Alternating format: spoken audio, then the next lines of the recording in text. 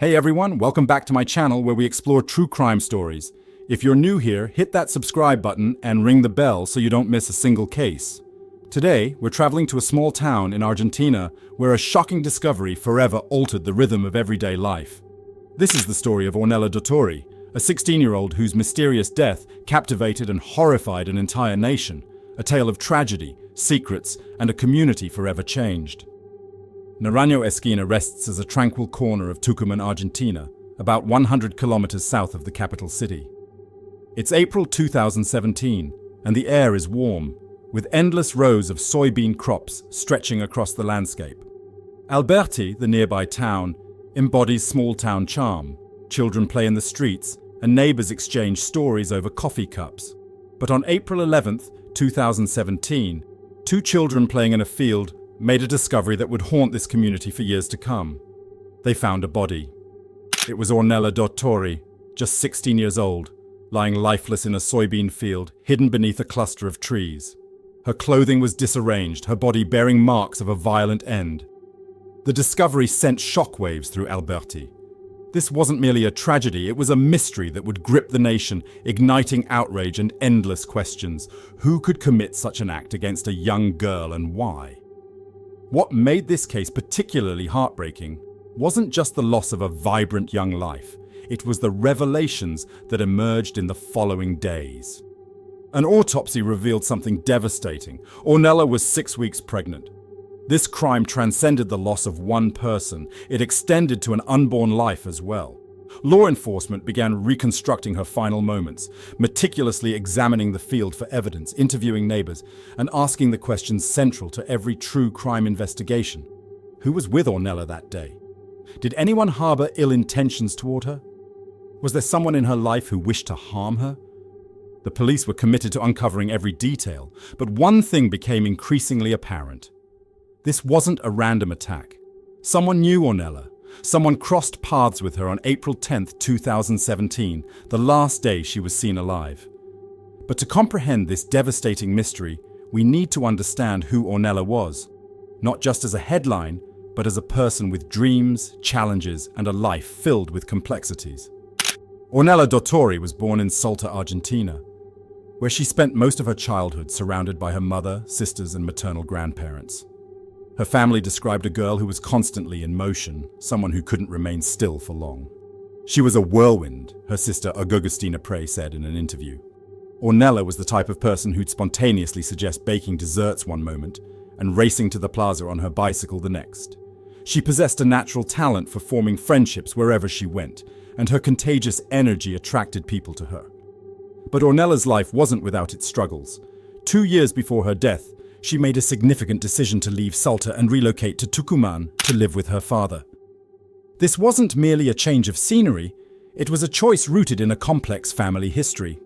Ornella's childhood had been tumultuous, marked by family conflicts that resulted in her being placed under judicial supervision. According to her Aunt Maria Dottori, Ornella had even requested a restraining order against her mother at one point, indicating profound tensions. These family challenges weren't widely discussed, but they shaped Ornella's world, motivating her to seek a fresh beginning with her father in Albertie. Her father's circumstances added another dimension of complexity. He had recently been released from prison, though details about his incarceration remain limited. What we do know is that his return to Ornella's life coincided with her relocation to Tucumán. Living with him provided Ornella with independence, but it also meant navigating unfamiliar territory. Neighbors in Albertie noticed that Ornella frequently didn't spend nights at home. She'd stay with friends or wander through town, a habit that concerned some but appeared consistent with her free-spirited nature. Despite her challenges, Ornella was embracing a new chapter. She was 6 weeks pregnant when she died. This wasn't information her family in Salta was aware of, suggesting how much of her life in Tucumán she kept private. But Ornella's independence came with vulnerabilities. Her tendency to spend nights away from home raised questions for investigators. Who accompanied her during those times? Did she have a boyfriend, as some speculated, or was she simply staying with friends? The police began investigating her social circle, searching for anyone who might have known more about her final days. They questioned friends, neighbors, and her father, attempting to understand her routines and relationships. As police mapped Ornella's life, they realized this case extended beyond what happened in that soybean field. It involved the people she knew, the choices she made, and the secrets she potentially harbored.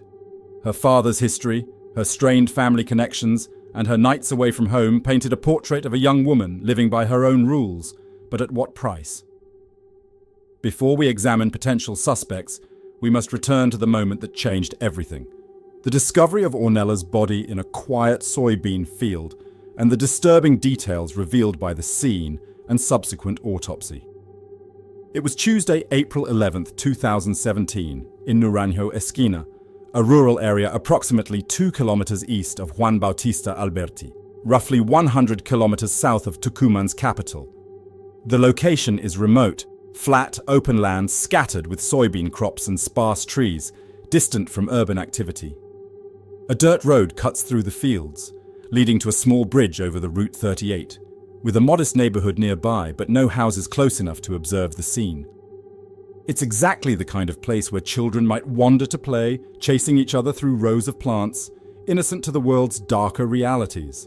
And that's precisely what occurred that day. Around mid-morning, 2 young children were exploring the fields, as kids in Albertie often did. They were playing near a cluster of trees, a spot hidden from the main path, when they noticed something unusual. Initially, it might have resembled discarded clothing or debris, but as they approached, the horrifying truth became clear. It was a body. Ornella was lying face up in the dirt, partially concealed by soybean plants.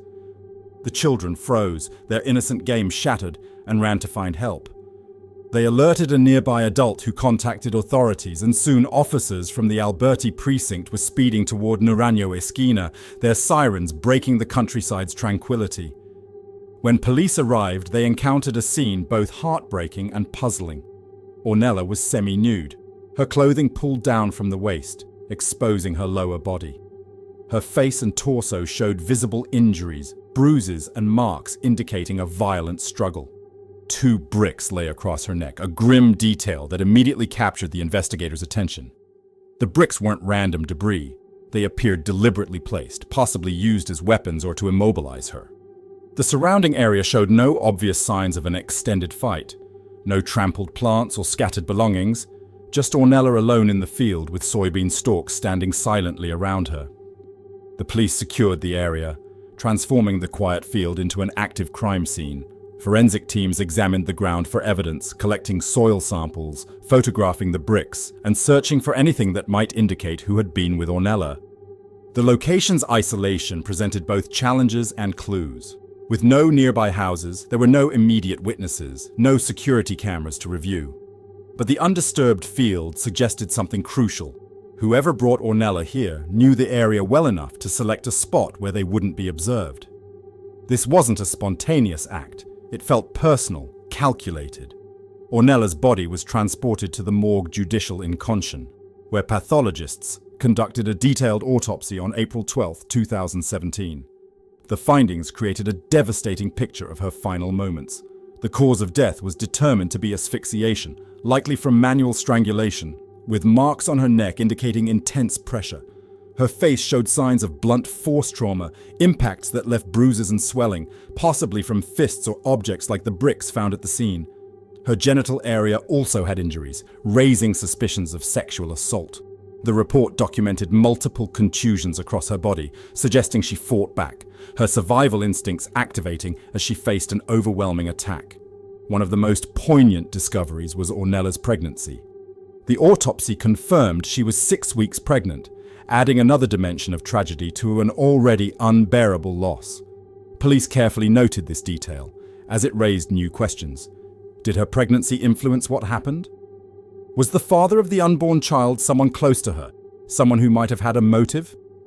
The autopsy team collected DNA samples from the fetus, hoping it might provide leads, though results would take time. Back at the crime scene, investigators focused on the bricks.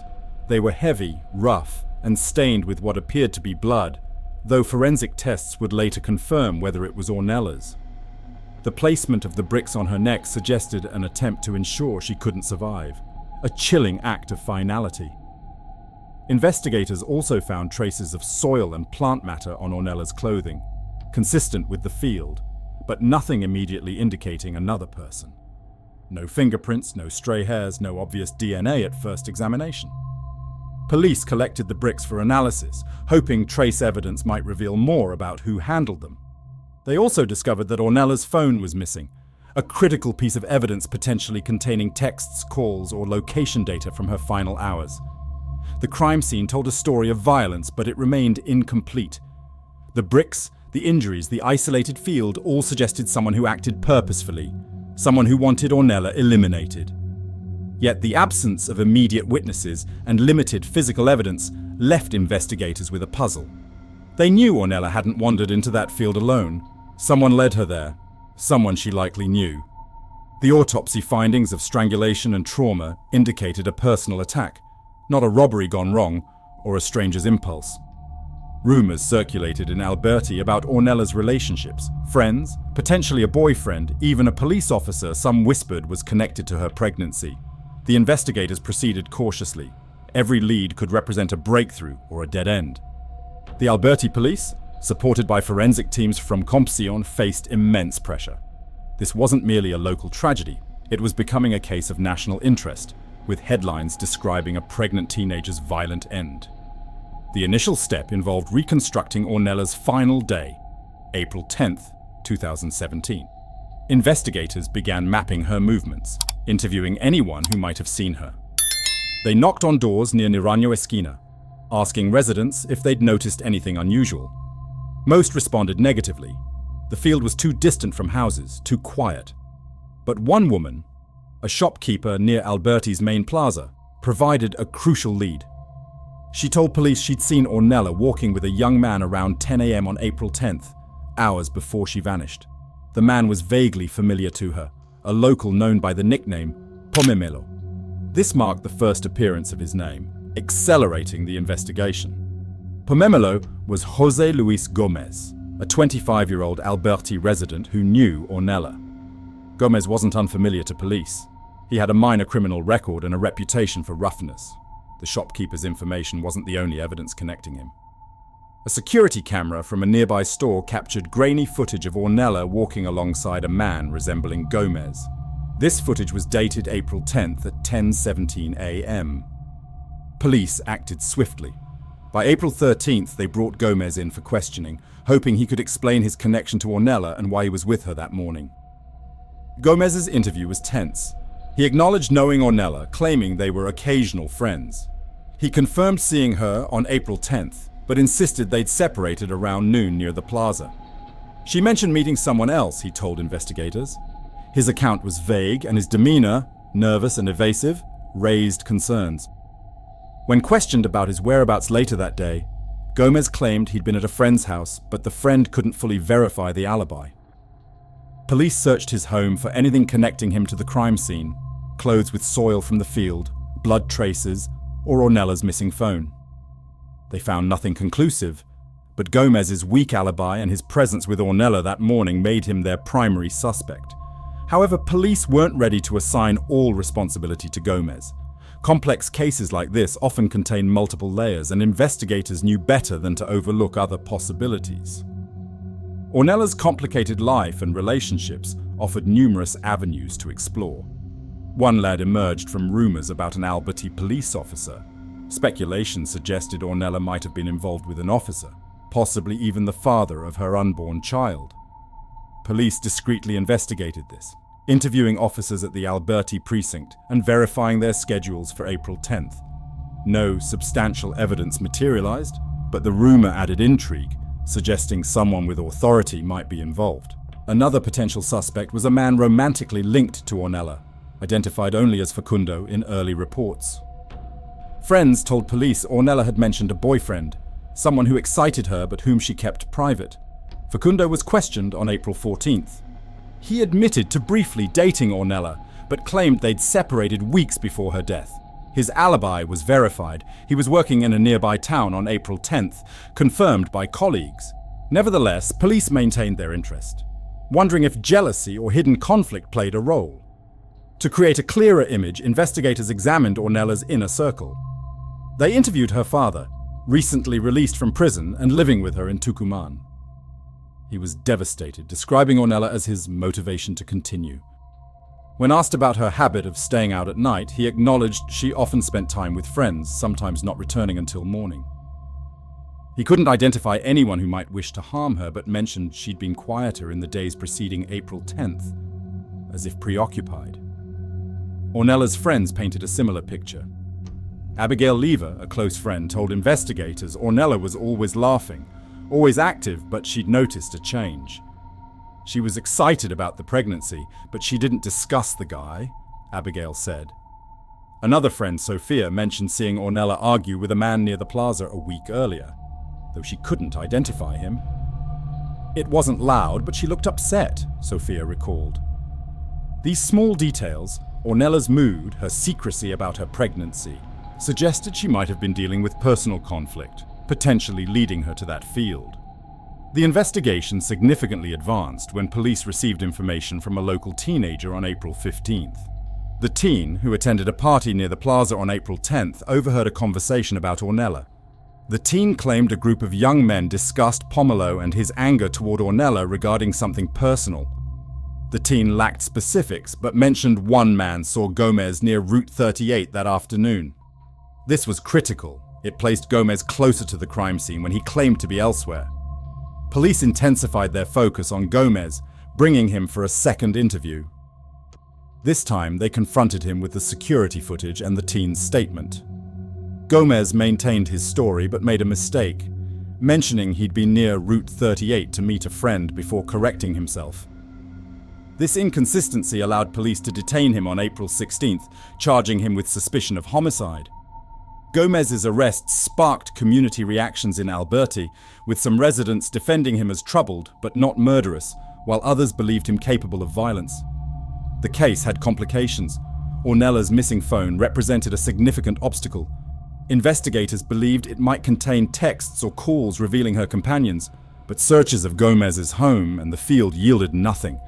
They requested phone records from her provider, hoping to trace her last communications, but the process was slow, requiring days. Meanwhile, rumors persisted.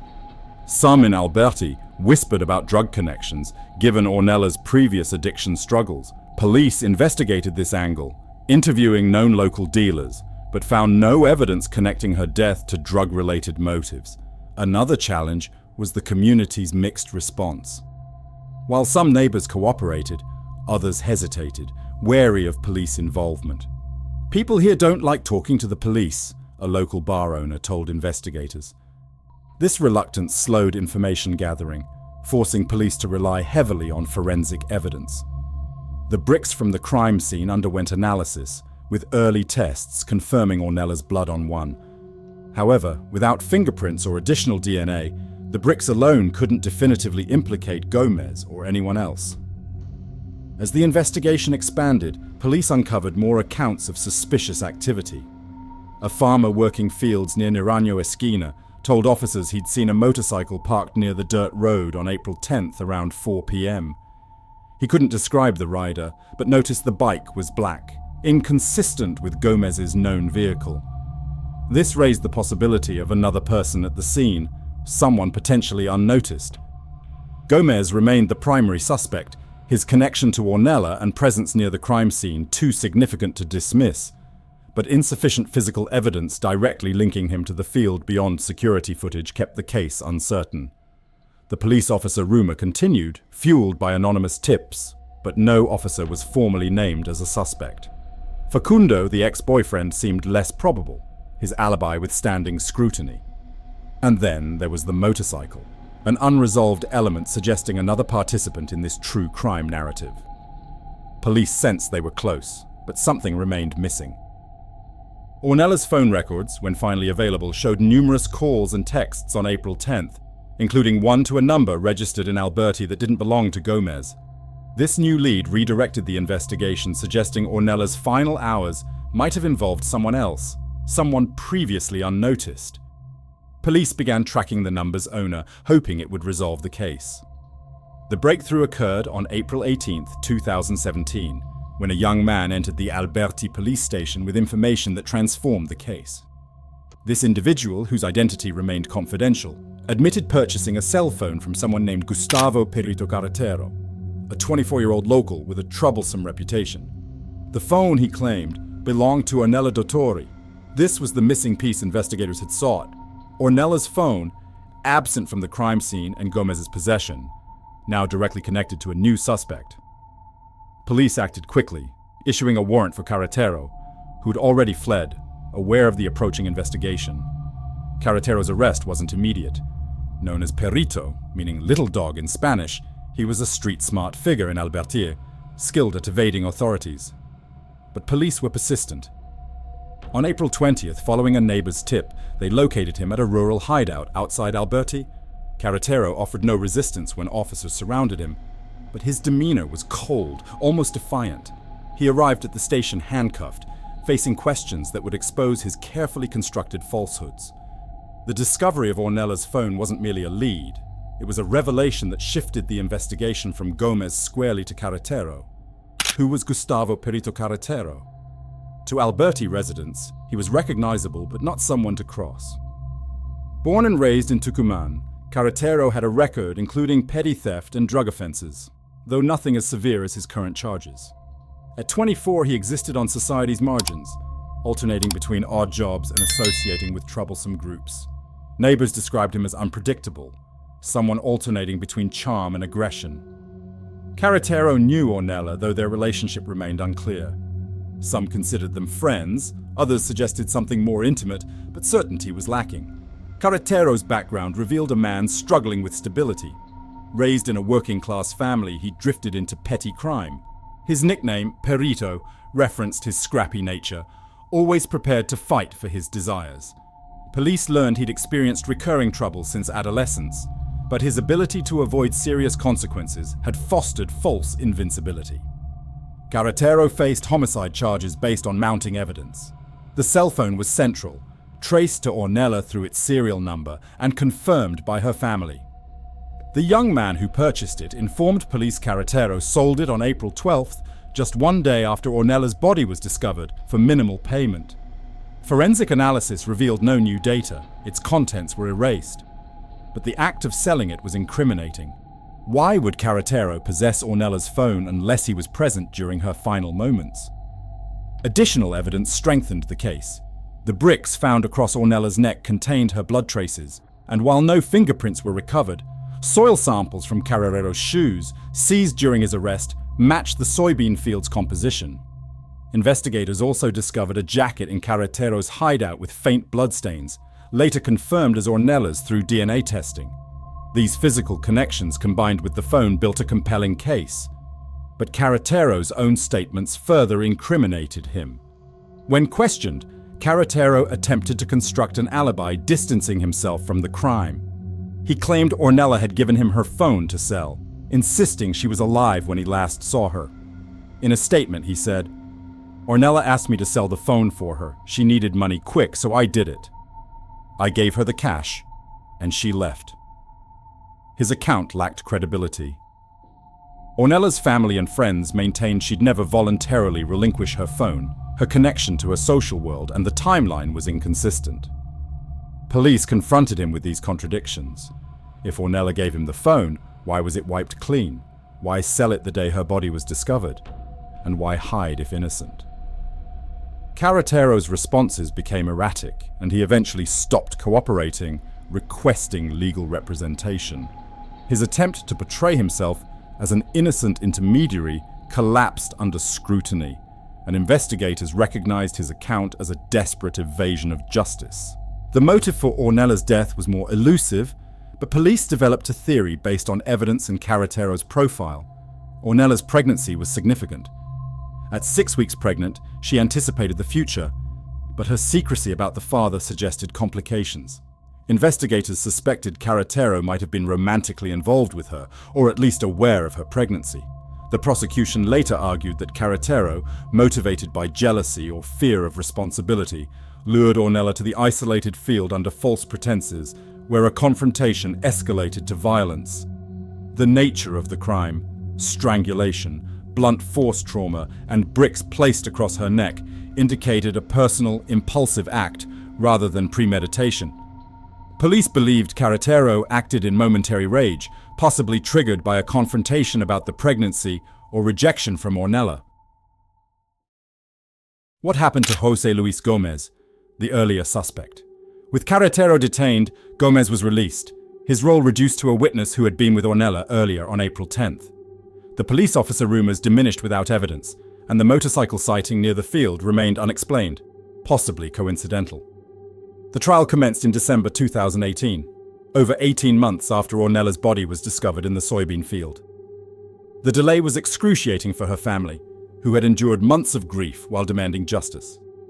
Carretero faced charges of homicide aggravated by femicide and sexual abuse, reflecting the autopsy findings of strangulation, blunt force trauma, and possible assault.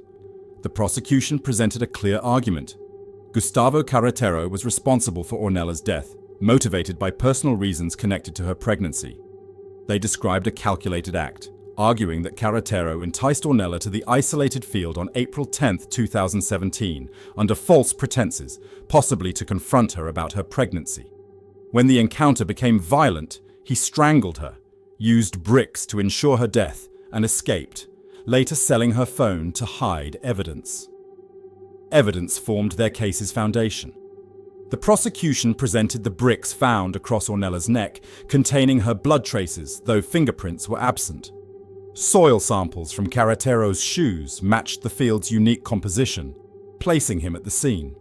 A jacket from his hideout had bloodstains confirmed through DNA testing as Ornella's, a crucial connection linking him directly to the crime. The cell phone was most damning. Carretero sold it on April 12th, its serial number matching Ornella's device. The prosecution disproved his claim that Ornella requested him to sell it, noting her family testified she was inseparable from her phone, and the timeline, selling it a day after her body's discovery, invalidated his account. DNA evidence was pivotal, though complex. The autopsy collected samples from Ornella's body, including fluids suggesting sexual assault. The prosecution argued Carretero's DNA matched traces found on Ornella. The fetal DNA was analyzed, and while not directly implicating Carretero, it fueled speculation about the baby's father, becoming central to the trial. The prosecution emphasized her excitement about the baby, confirmed by neighbors, but noted her secrecy about the father. Rumors that a police officer was the father emerged early in the investigation and persisted throughout the trial. The presiding judge initiated a review of the Albertie police, ordering an investigation into whether an officer was involved with Ornella or her pregnancy. This decision shocked the courtroom, raising questions about whether police overlooked critical information or protected a colleague. While no officer faced charges, the judge's review sent a message. Everyone remained subject to scrutiny. Carretero's defense attorney worked to dismantle the prosecution's case. They argued the evidence was circumstantial and insufficient to prove guilt beyond reasonable doubt. The defense portrayed Carretero as a scapegoat, targeted because of his criminal history and Albertie reputation. They challenged the DNA evidence, highlighting inconclusive results from assault-related samples and arguing the blood on Carretero's jacket could have come from previous contact with Ornella, not the crime itself. Regarding the phone, the defense maintained Carretero's account. Ornella gave it to him to sell, and he had no reason to suspect danger. They called a witness, Carretero's friend, who claimed to have seen Ornella alive on April 10th after meeting Carretero, but the testimony was inconsistent with the timeline established by security footage. The defense questioned the soil evidence, arguing the field's composition was common in Albertie and many locals could have similar traces on their shoes. They advocated for a lesser charge, like manslaughter, claiming intent or femicide wasn't proven. The defense attempted to redirect blame, suggesting other suspects, including the rumored police officer. They argued the investigation was hasty, focusing on Carretero to address public outrage while ignoring leads potentially pointing to someone more powerful. This argument gained limited traction, as the judge's police review was ongoing and physical evidence against Carretero was compelling. The defense strategy aimed to create doubt, but the prosecution's case presented significant challenges. On December 14, 2018, the verdict was announced. The judges found Gustavo Carretero guilty of homicide aggravated by femicide and sexual abuse, sentencing him to life imprisonment without parole. The sexual abuse charge was controversial, as DNA evidence wasn't definitive, but judges relied on the autopsy's findings of genital injuries and the attack's context. The verdict represented victory for the prosecution, who fought to make Ornella's case symbolic in Argentina's battle against femicide. For Ornella's family, the verdict evoked mixed emotions. The trial had been a grueling experience, forcing them to relive Ornella's death through graphic testimony and evidence.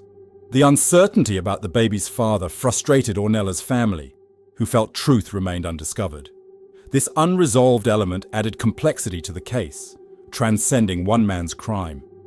The investigation into whether a police officer was the father of Ornella Dottori's unborn child, as initiated during Gustavo Carretero's trial, remains largely unresolved based on available information. During the December 2018 trial, the judge ordered a review of the Albertie police to determine whether an officer had a relationship with Ornella related to her death, prompted by community rumors and a neighbor's testimony about seeing Ornella with a uniformed man. The review suggested potential oversight or misconduct within the Alberta police force. However, public records and subsequent news reports don't confirm whether any officer was charged, disciplined, or cleared. The lack of updates might indicate the investigation either found no supporting evidence or was quietly closed, common in cases involving police scrutiny in small communities like Albertie, where personal connections can complicate accountability. Based on available information from credible sources, the father of Ornella Dottori's unborn child remains unidentified, with no official confirmation as of April 2025. This absence of identification raises questions about the investigation's thoroughness. That's the end of Ornella Dottori's story. What lingering questions does this case leave you with?